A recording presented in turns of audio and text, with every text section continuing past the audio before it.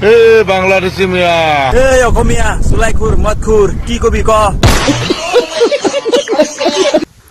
চাই ল অসমত অসমীয়া কেনেকে খেতি কৰে। এই ভিডিঅ'টো আপোনালোকে সম্পূৰ্ণ শুনি থাকক, অলপ স্কিপ নকৰিব। খেতি কৰবাই লাগিব এতিয়া। আজিকালি মিয়া খেতি কমাই দিছে। আমাৰ মিয়া ক'ত থাকে, আজিকালি বাহিৰত থাকে, খেতি নকৰে। আজিকালি মিয়া খেতি নকৰে।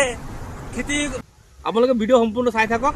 তহঁতে কৰবি, তহঁতে খেতি কৰবি, আমি বাহিৰত চাকৰি কৰিম লিখা পঢ়া কৰি। শুনি থাকক। আমাৰ মিয়া কিমান উন্নত হৈছে। আজিকালি লিখা পঢ়া কৰি বাহিৰত চাকৰি কৰে, আৰু তহঁতে লিখা পঢ়া কৰি তুলাই মদ খাবি, মদ খাই পেলাই এইটো কথা ভাল লাগিছে।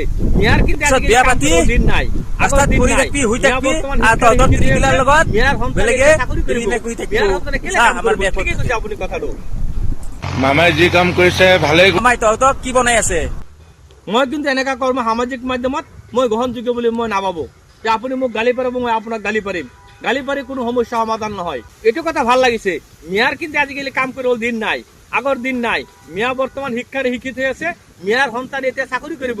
মিয়াৰ সন্তানে কেলে কাম কৰিব? ঠিকেই কৈছে আপুনি কথাটো।